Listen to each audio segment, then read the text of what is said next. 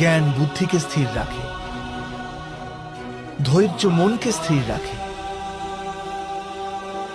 প্রেম হৃদয়কে স্থির রাখে,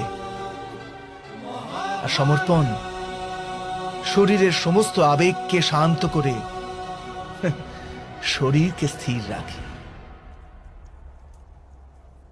আর ন্যায়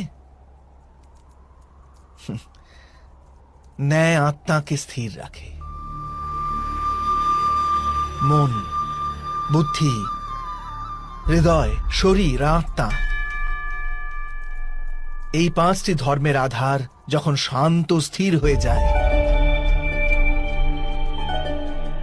তখন মানুষ করুণায় পরিপূর্ণ হয়ে যায়।